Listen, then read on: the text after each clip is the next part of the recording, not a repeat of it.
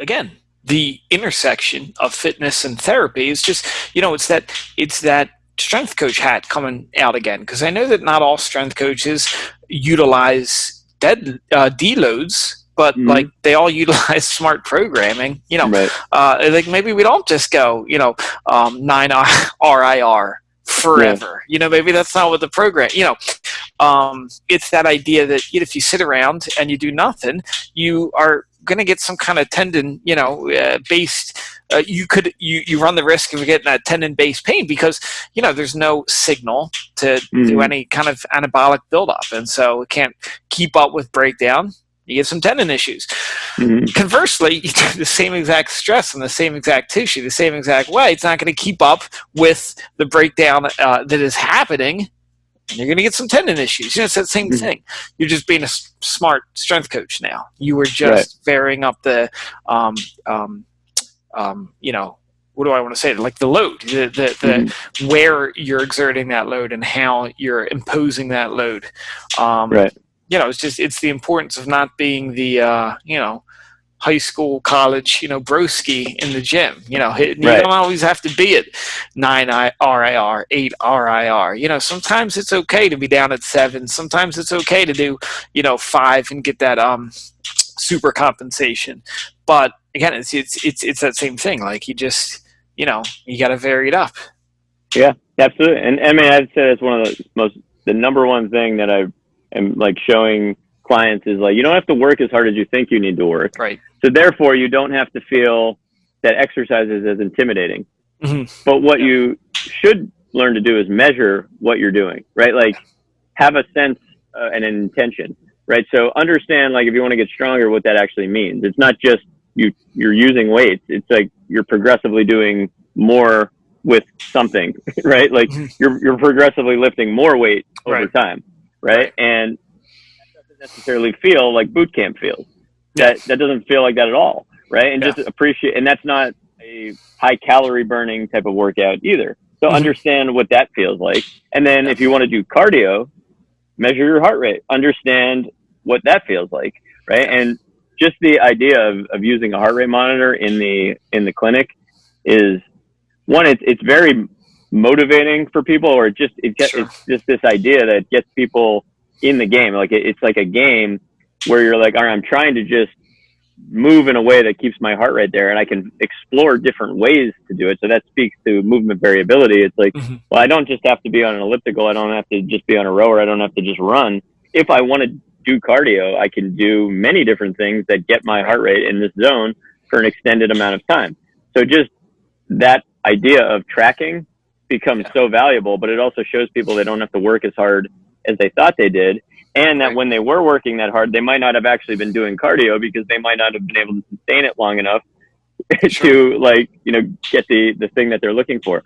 Right. So I just think it's that education piece of saying, like, what you thought fitness was maybe some idea of what an athlete does to practice to get their body prepared, or having the mentality that somebody's working harder than me. Right. It's sort of like, it's an old school mentality for one, because now, like, we know the way that, like, strength and conditioning professionals, they're very data driven. They value recovery as much as they, value gains. Because that's what the evidence shows is meaningful. Plus, an athlete has just so much volume in the thing that they do, that, like, the strength and conditioning world is just to really make them be able to tolerate that better. And part of that has to be to teach them how to recover from the inevitable amount of workload. Now, the average general population person that works, in a job where they're sitting most of the day, it's the opposite process in many ways, right? So they're getting no movement in their daily job. So we have to introduce movement to them, but we also have to do it in a way that shows them, like, it doesn't have to be as hard as they think. And making it so is not going to get you to make gains quicker. It's just going to make you frustrated with it, make you break down, and have this illusion in your head that I'm doing everything I can, and I'm not, getting the results I want. It's like, well, no, you're not, because you're not actually even measuring it. Right. Right? So, and I hear that a lot. It's just like, well, I eat well. It's like, well, how do you know you eat well? You don't actually measure how much you eat. You don't have any data on what you eat, right? Right. Like, so you're guessing based on, you know, some marketing things you heard, or because you shop organic or you shop at Whole Foods, right? It's just like the more data we're able to get, then now we can also make smaller adjustments to that. And that becomes something that shows you that it's not that hard. It's just something that you can sustain, you know, Right. but, you know, and it's that 0 to 100 that we have in the mentality. It's like, we either turn it on or we turn it off. Well, I hurt myself, I better turn it off. Like, so exercise isn't good for me. Every time I try to do it, I hurt myself. It's good. You know, you don't know where you're starting, and it's very easy to overdo it early on. So first of all, I realized that I confused RPE with RIR, so I can't wait to be roasted on YouTube for that. But yeah, man, I can't help but, you know, think about your comment of like just old school, you know, the grind, man, getting to the grind. Like, it's funny, it becomes this thing like, I don't need to strategize. I just need to get in and pound my head up against the wall. Right. You know, even my buddies, I can't tell you how many people, you know, this guy was asking me what we're doing. That guy stopped training. This guy's getting unhappy because they're like, I see my friends, you know, they're really pushing weight every time they come in. You know, they're doing the grind, you know. And it's this thing of like, look, you're not paying me to get a bullwhip and just like, you know, scream at you. Like, you're not paying me to be an asshole. What you're paying me for is my wisdom. Right. You're paying me to give you intelligent programming. Right. And you really are fighting against this old mentality. This almost like high school football team mentality of, you know, just you know, grind through the knee pain, don't be a wuss, you know, just get the reps, you know, whatever it may be. And I think a lot of times it's just, you know, like this. Take a second. So I want you to think about that.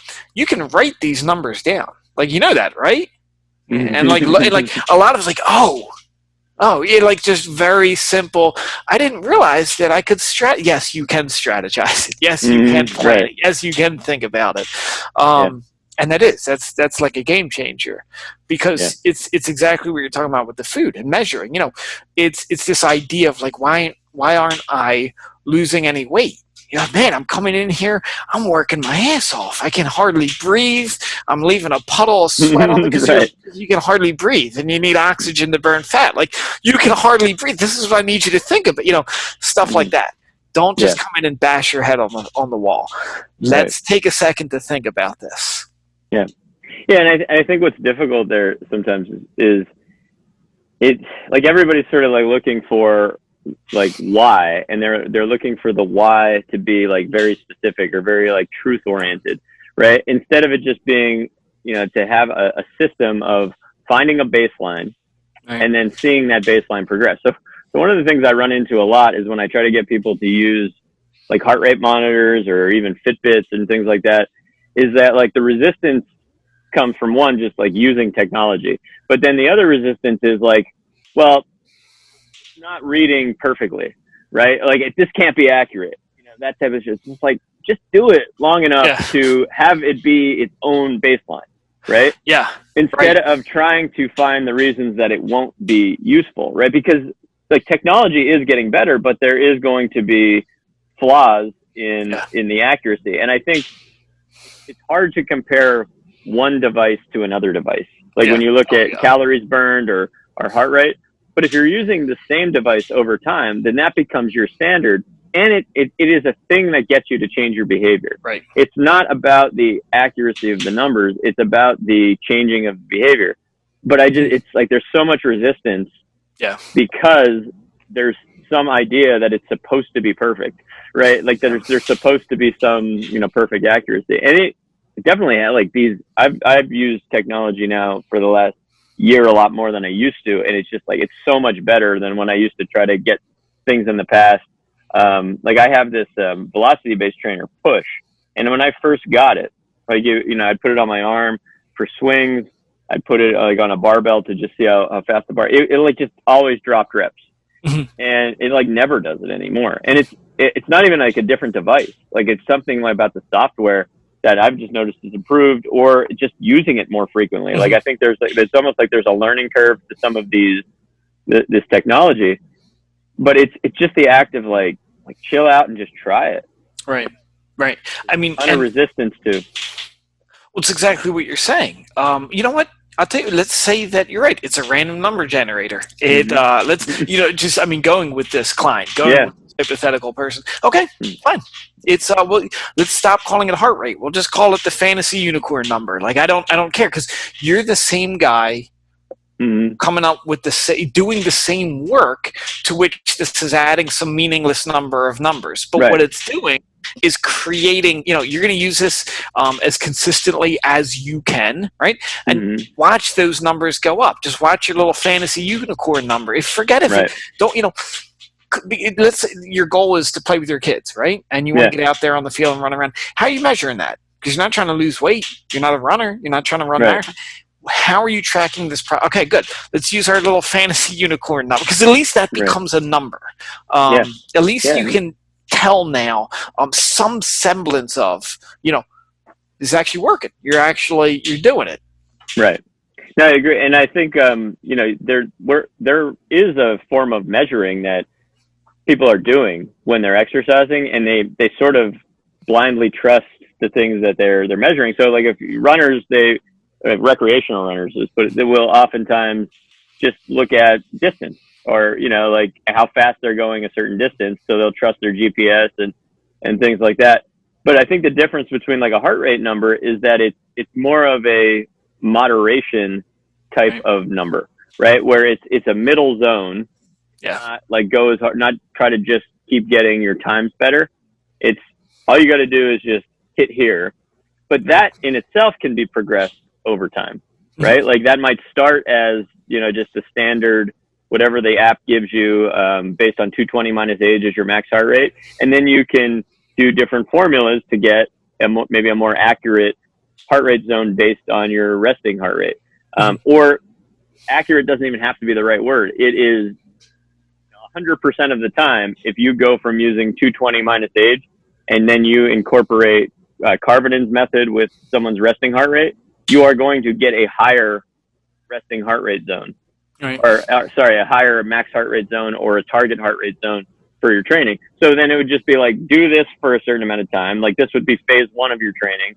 And then phase 2 will be, we will use that once you've done it consistently, because the key is that you've done it consistently, not necessarily how many calories you're actually burning.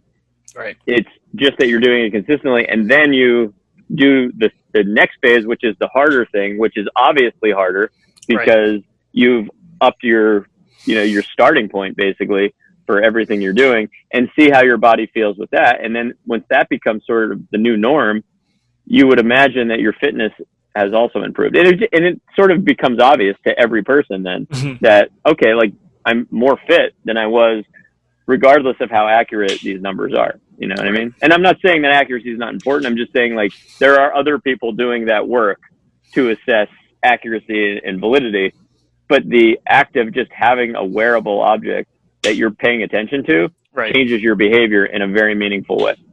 Right. Yeah. Because again, without something, you are just showing up to the gym and going, 35-pound dumbbells, and kind of just like last week I did, like there is a cardio version of that. Just track something so you know where to begin. Yeah. And I think like once you take yourself out of competition mode with training and you just look at it from like health and fitness mode, there is an arbitrary nature to what was being used in the first place to dictate like a max RM, right? Like, if you test your 1 RM, and I used to do this all the time, like when I was in CrossFit, it was like every time I deadlifted, I'd try to do a PR, right? So my PR would actually, like for a while, it would like go up every time. Yeah. And, that's like newbie gains, right? Like, as I was starting to do a lot of new stuff, like I would get a PR almost every time I deadlifted. That doesn't happen anymore. But it also is like, I might be 20 pounds different, just if I were to PR, or I would try to do a max rep one day compared to the next. Right. So it's sort of like get an estimate of like maybe what your starting point is, and then just do a program based on that. And you will feel like with consistency of doing the same loads, you will feel it, like a trend up. Like that it just feels like, okay, like I feel more confident in moving this load, or you won't. Yeah. Like, but then you have like more information on that. But it's like, I think the accuracy of numbers is, we always make too much of it, no matter how. Like, and it's like the best thing we can do. I think technology actually has a way better potential to find our better baselines for us than the act of doing like 1RM testing does. Because like we're assuming that like whatever our max rep was on one day is going to be the same the next day. You know what I mean? Yeah, absolutely. Yeah. No, and you know, and I 100% agree. I mean, you're right. That is going to change. It's going to be all over the place. That in itself, there's a very much an arbitrary factor, you know, to the 1 rep max, which again is I think, you know, everyone I know, I mean, with their clients either does it like once a year, you know, once every other quarter, or just doesn't do it at all. Because you're absolutely right. That's a good. You bring up a good point where that's seen as some kind of, you know, gold standard. You know, but how much did you sleep last night? How's your diet been? Right. How much, you know, how much you're watching your recovery? Or you know, all of it. Right. Are you stressed? Like, what's going? That's funny. Yeah, that's seen as a big gold standard.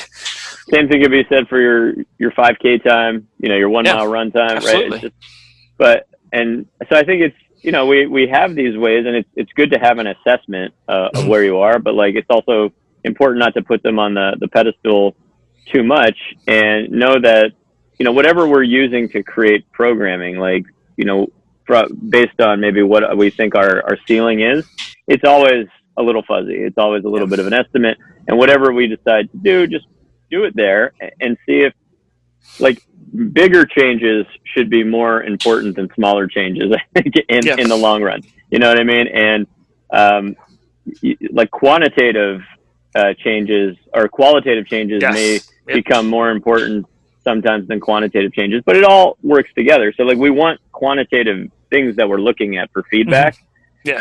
But in the process of doing that, we will feel these qualitative changes that I think for the general population actually becomes more important, where it's like, I just feel more robust. Like I'm not afraid to do things. And you even have just a different relationship to this, like hearing a weight, right? Like, or like what a kettlebell is, what a barbell is, right? Like what going to a gym feels like. You know, depending on where you started, those things become way more important. But I think it is important to have, you know, like quantitative ways of doing it, but just don't get lost in the like specific accuracy of that. You're absolutely right. Again, and to sort of bring it back full circle, right? Like, you know, hey, good news! Your supraspinatus press test is no longer positive. Like, I don't, it's, you know, really, who cares, right? You know, hey, but you're washing your hair, you're doing the thing, you're getting the, you know, again, you're playing basketball with your kid. Like, 100%. The qualitative stuff is way more important.